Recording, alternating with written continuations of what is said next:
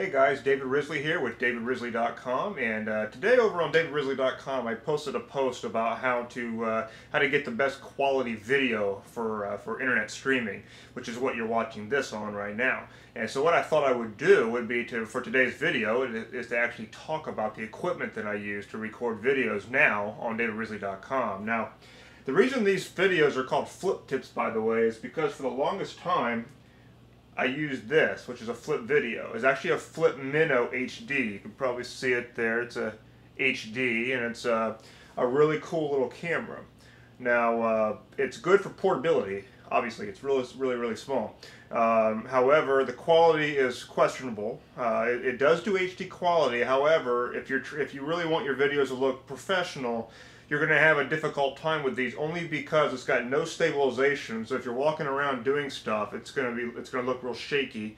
The other thing is that the zoom is only 2x, and when you do zoom, sometimes the quality does not look that good. I mean, a lot of times it'll look kind of grainy, or it'll look a little blurry or something like that. So pretty much it's just a 1x. Whatever you see is what you get. If you try to zoom, it's not going to look that great. And the other thing is it's got no audio input, so it just uses the little mic, speakers that are on it to pick up sound. So what happens is all the sounds kind of echoey. It picks up all the background noise. I mean, for a camera this size, it's fantastic, but you have to realize that a camera this size has limitations to it, which is why I am now using another camera here in my office, and it's also a portable camera, so I can take it out and do stuff with it. And what I'm going to do now is I'm going to switch over to this camera, and I'm going to show you the camera that you're watching me on right now, and then we'll come back and I'll talk to you a little bit about the audio. Okay, so now I'm standing up and we're back on the Flip Minnow HD. So you can kind of tell there's a definite audio difference here, and I just want to show you the other camera. So let's pop on over here. There it is. Now what this is, that looks like it looks like a dead cat on top of my camera, to be honest with you. But here's the camera. It's actually a Canon Vixia HF100, and you can see that I've got the screen pointed at me right now. If you look over here, that's where I was just sitting. So I've got that screen pointed at me so that I can actually see myself, and the lens is wide open. And so this thing it's an HD camera. It is a 1080p camera, which is incredibly high def, much more than I actually need for the internet. However, the lens quality is superior by far over the Flip Minnow HD, so therefore it handles light better, it handles a lot of things better, it's got image stabilization.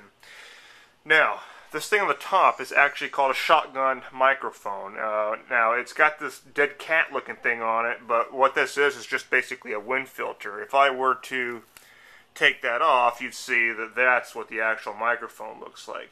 This filter basically just goes on it in order to filter out background noise and things like that. Now what this thing does, a shotgun mic, is that it more properly focuses it gets the sound directly in front of the camera, and that's what it picks up better than everything else. Now, if we go look at the very front of this camera, right here are actually two little microphone areas. The problem is it's an omnidirectional microphone, so it picks up everything in the room, including all background noise. So the idea would be that I put this on top of it, and it filters a lot of that stuff out. Now, it's not perfect. This is a pretty good mic, but it's not perfect, and that's what you were listening to me on just a bit ago, but in a second I'll show you what I use as well. Okay, we're back on the other camera now, so you probably notice there's a definite difference in quality here. And again, you're listening to me right now out of that shotgun microphone that I just showed you with the dead cat on the surrounding it. Just so you guys know, this camera does have a remote control. That's how I'm turning this thing on and off right now. And if I wanted to zoom in, I could, for example, get you closer to me than you actually want to see, and then I can back out again.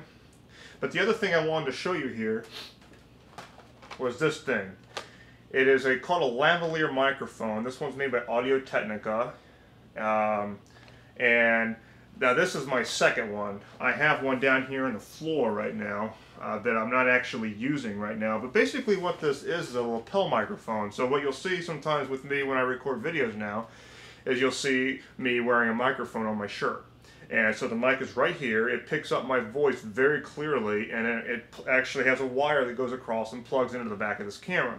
Now that's a big thing if you're shopping for a higher quality camera, is to make sure that it has a mic input jack.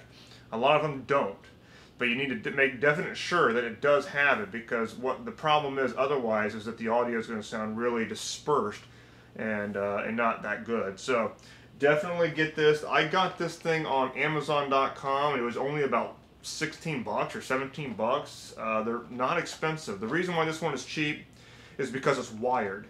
Now, if you go for a wireless one, that's cool. You know, basically you have a wireless, transmitter on your belt. You've got the lapel mic, and then you have a receiver over near the camera. The problem is you're going to be dealing with issues of the reception of that. You're going to be dealing with a lot of issues. I actually did buy a wireless, and I was not happy at all with the sound quality. So that was a $90 mic, by the way, the one that I tried earlier. This one, 16 bucks, sounds a hell of a lot better, and it's because it's not using wireless. So that's pretty much what I'm using now. And oh, by the way, for editing software, I'm just using iMovie. Came with the Mac. If you're on Windows, you can use Windows Movie Maker. Now, the only thing you want to keep in mind is that with this particular camera, which is really HD, you're going to need to pay attention to what you use for editing, because I don't know that much about this stuff, but I know that it uses something called AVCHD or something like that. It's some really modern recording format or something like that. And what happens is a lot of editing software just cannot handle it. It's just too much data or something like that. Now, iMovie can deal with it. That's one of the cool things I like about the Mac, is that when you plug stuff into it, it usually just works. Now, I've heard some people say you have to use the special software that came with this camera in order to get movies off of it. I've also heard that Sony Vegas, which is apparently a pretty good piece of software, can deal with this format of movie just fine, so you might have to deal with that. But one way or the other, you'll be able to get your footage off the camera and then play with it the way you see fit. So anyway, that is a rough overview of the equipment that I'm now using to produce internet video, and hopefully that was helpful to you. Catch you guys later.